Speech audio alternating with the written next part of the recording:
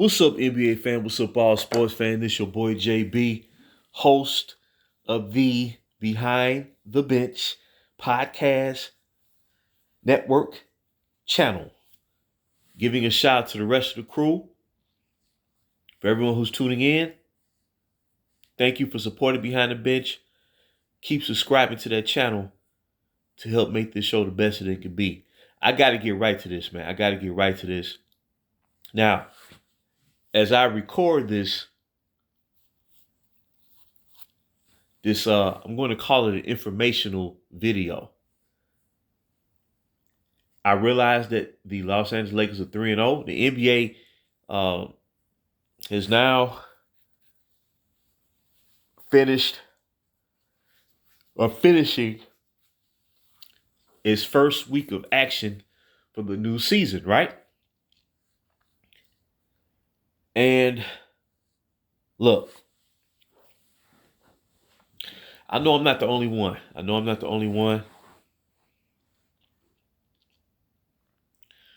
But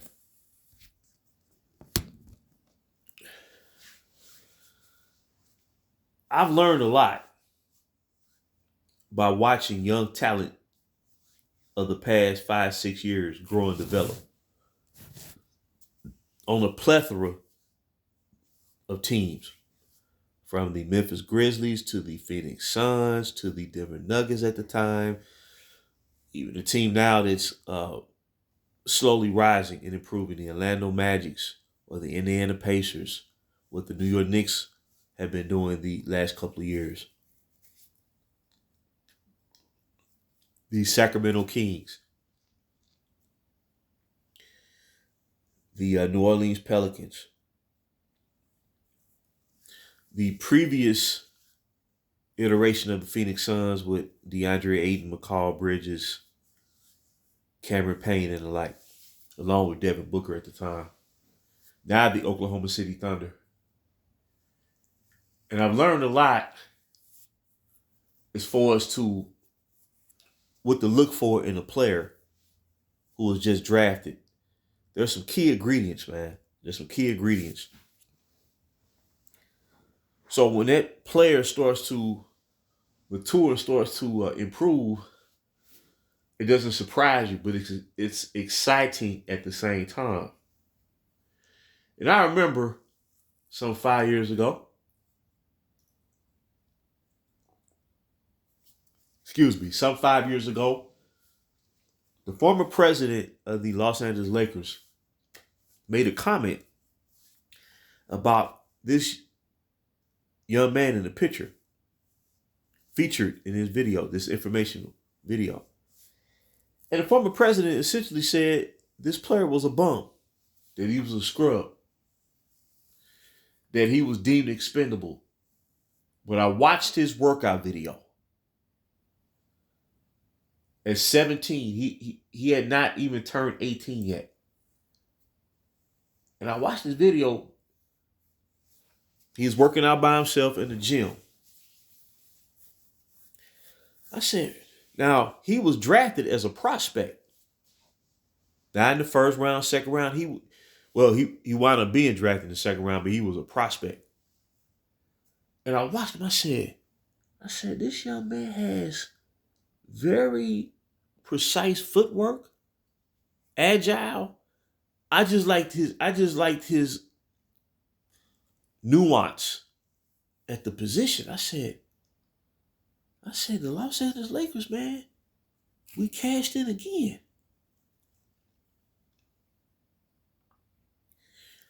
I'm talking about Ivica Zubac. And what has happened throughout his career basically is he was undervalued. When he was traded from the Lakers to the Los Angeles Clippers midway during the 2018-2019 season, because of the hurricane wanting him gone, I remembered, matter of fact, the year before, during the 17-18 campaign, I remember a game where the Lakers played the Oklahoma City Thunder on the road. And this is the Oklahoma City team that had Russell Westbrook, Paul George, and Carmelo Anthony. And I remember Zubac. It's probably available now if you search for it on YouTube. He scored something like 26 points, about 25, 26 points, somewhere around there, double-digit rebounds. And you could see flashes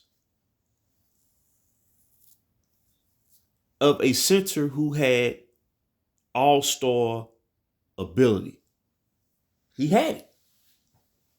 And I never let go of the belief that he can perform on a level that he has started off during this 24-25 campaign with the Los Angeles Clippers. But when the former president of the Lakers said he's a bum, well, he was devalued.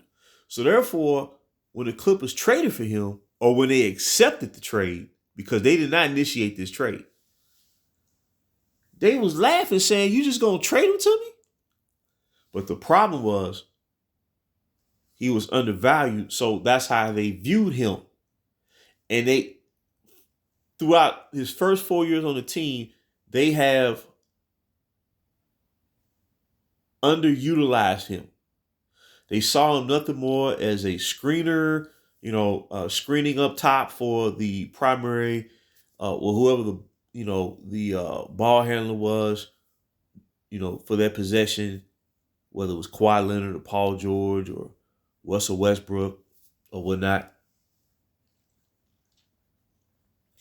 I said he's more than that. He's more than that because I always remembered that workout video. And like I said, man, I'm not trying to hold on to the past, and I understand that the Lakers are 3-0 right now. But the problem is they're in win now mode. Whereas if you build naturally and start winning, you operate beyond win now mode. Win now mode, that means something has to be sacrificed. Something has to be compromised. To go win now, something has to be given away or preempted. And I keep saying that's what happened to our young core. So, since he was traded to the Clippers, the Lakers have been scrambling, trying to find that center to,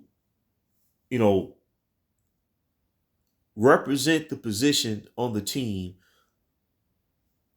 in a permanent manner or a long-standing manner. And they have not been able to do it. And the reason being is they traded their future center to Los Angeles Clippers. And I knew it in my heart the whole time. But the key is, instead of looking at him as to what he's not, which in today's NBA, teams prefer or believe that a center who can stretch the floor and shoot threes is the ideal player for that position. But in all actuality, in essence, the center position will always be one where your big man has to excel with scoring with his back to the basket to be most effective on the court. So here we go. It's like right on the ticker, man. Right on the ticker. Leading to the season, the Clippers head coach Tyronn Lue said we plan on utilizing Zubac more. And I remember before he was traded from the Lakers, on a per 36-minute basis, he was averaging 18 points, 12 rebounds. I never forgot it. Never forgot it. And I kept saying to myself, that's our future center. They still looking for a big man right now. Dwight Howard on 2 different occasions over the past 4 or 5 seasons. They brought in DeMarcus Cousins, who has suffered an ACL during the offseason, and he missed the entire year. Wow. And I love Boogie Cousins, man. I think he's getting a raw deal. Because at one time, he was the best center in basketball. Bar none. And Carmelo Anthony, the 1 year he played for the Lakers, there were games where he started at the center position. The eye of the hurricane. That's to the reason why the team does not have a viable center now. He started at center. Anthony Davis, a natural power forward, the player who they mortgaged the future to get. He's played center. Damian Jones from the Sacramento Kings. He had 2 different runs with the Lakers over the past 4 years. He was a low tier player asked to play the 5 spot, and he would always start off fast in terms of his debut, but it would all balance out to where he is who he was. Roman Gabriel, who has been on multiple teams throughout his young career, he played the center position at times during the 21-22 season for the Lakers. When he's not even a true power forward. Mo Bamba, who they traded for a season and a half or 2 seasons ago, played one half of basketball for the franchise, was shut down the rest of the season due to a injury. I mean, I can go on and on and on. DeAndre Jordan, Andre Drummond. He was supposed to have been the final piece to the puzzle. He was gone within 3 months. And in my mind, I kept thinking Marc Gasol too. They brought him in, but he was past his prime, way past his prime. And his minutes were being diminished while playing in Toronto for the Raptors. So in my mind, I kept saying to myself, the reason why they can't solidify their position is they traded their true center to the Clippers. And when they said this offseason, we're going to get Zubac more involved in the offense, my mind reverted back to what he averaged per 36 minutes with the Lakers before he got traded. I said, if he averages 15 shot attempts a game, he's going to average 20 points a game. He's going to average 20 points a game. Because he can score with his back to the basket. He got a nice little jump hook. He can hit free throws. And it's just a matter of repetition, developing chemistry, where you understand, where he begins to understand more where his sweet spots are on the court. That's the job of a point guard in getting the big man involved or the center involved. And lo and behold, the first 2 games of this season, right on the ticker, debut against Phoenix Suns, I think he scored something like 21, 22 points, and really should have scored more, but he was taken out the game throughout the course of the 4th quarter and allowed Phoenix Suns to come back and beat them in overtime in the opening their debut game in their new arena, the Intuit Dome. But today, Saturday, it showed when you get them involved in the offense, because to maximize their team's success or potential, he's going to have to be a focal point in the offense, especially with Kawhi Leonard, being sidelined due to that knee injury. So here we go, right on the ticker, going up against the Denver Nuggets with 3-time MVP and often considered the best center in the NBA, Nikola Jokic. And Zubac, he stands his own. He holds his own. 24 points, 15 rebounds, 4 assists, shooting over 60%, 66% from the field. And so far this season, he's averaging 22.5 points, 12 rebounds, 3.5 assists per game, shooting 63.3% from the floor. But the former team president and a lot of fans of this franchise were led to believe, based on what the former team and the president said, that Zubac was a bum. But I knew better because I watched his workout video. And like I say, watching young talent, starting off constantly evaluating young talent, not just on the Lakers, but on other teams across the league, you begin to understand what to look for in a player. You begin to understand that. But you have to take the time, consistent time, to watch them when they draft and watch their workout videos, watch how they play in the summer league. You know what I'm saying? And I always believed that Zubac was an all-star caliber center.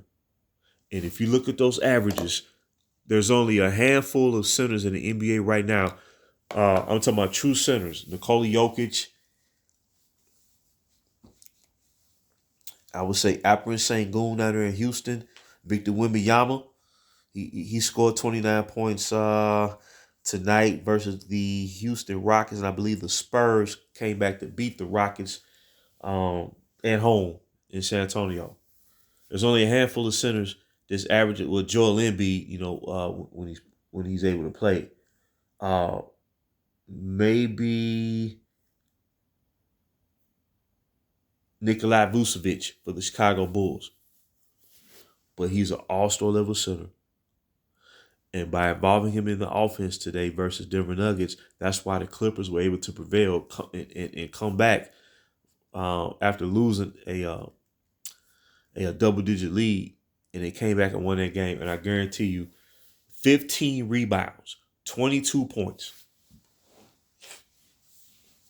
That's the Lakers' missing center.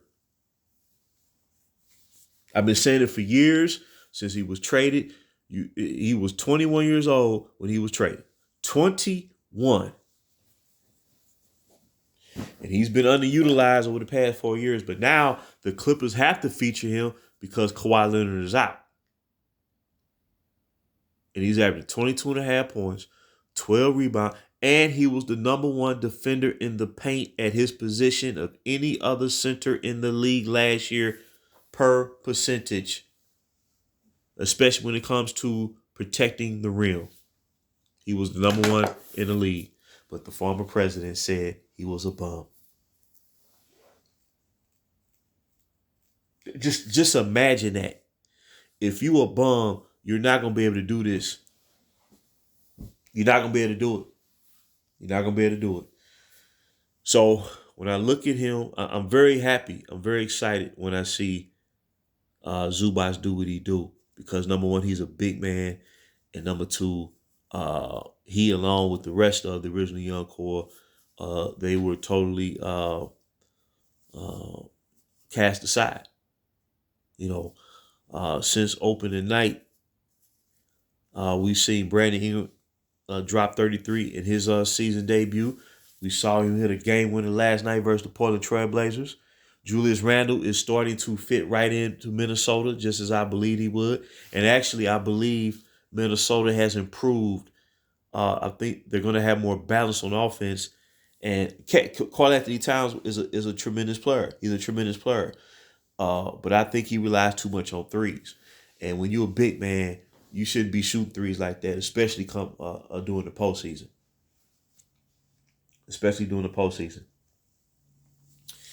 And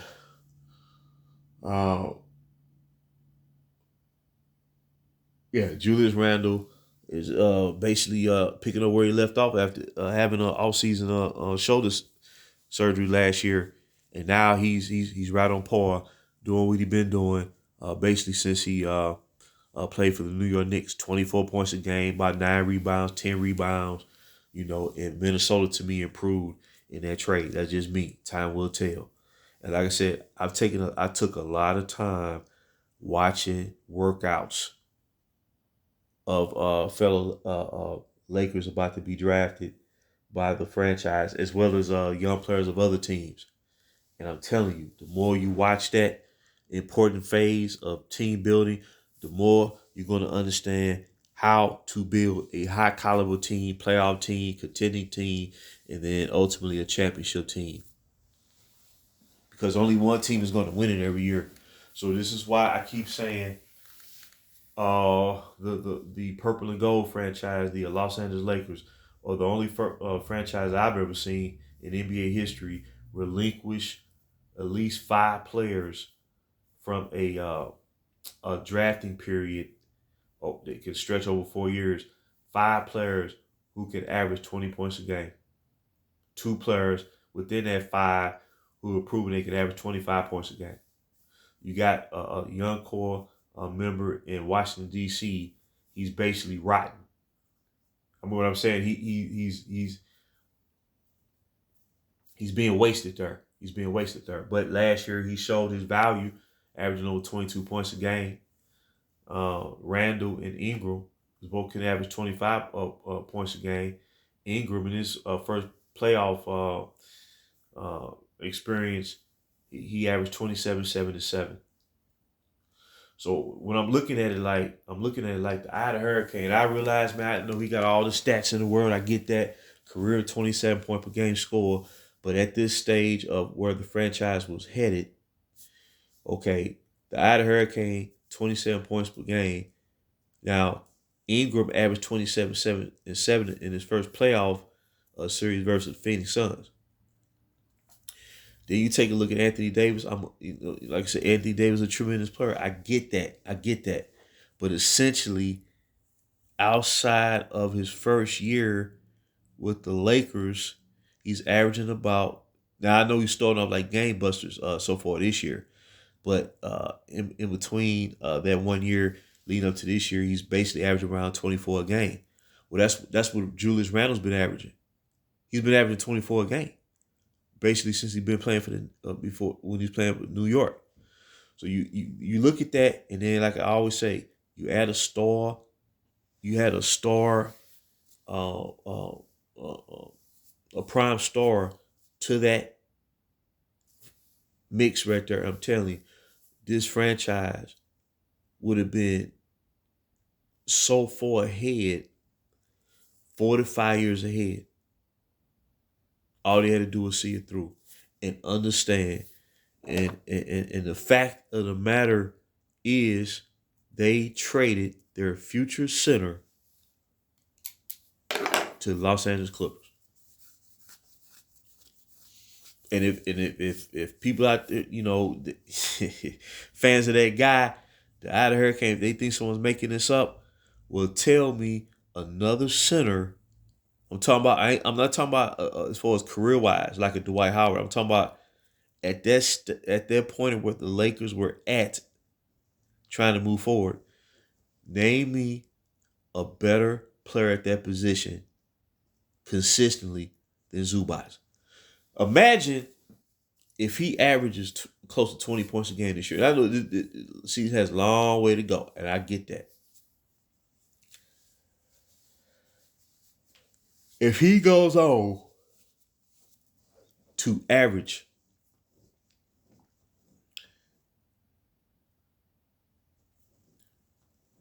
20 points a game, 18 to 20 this year, he should be an all-star.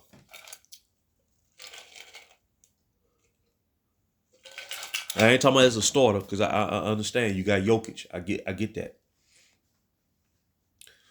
But to me, when I look at this, and I keep alluding to the fact, and I know a lot of fans, they may not want to hear it. I get it. I understand it. But I guess the reason I keep stressing this is that to show that it wasn't for lack of talent why they were let go. They was a victim of circumstance of a player, basically, that jettisoned from team to team. He do not want to work with young players, so he had them all traded away to bring in veteran superstars. But I contend if they stayed the course, we'd be looking at OKC because OKC finished in first place in the West last year. No, they didn't win the title, but they're ahead of schedule. They're not win now. See, I'd rather be ahead of schedule. That means you got your window of opportunity to win championships is so.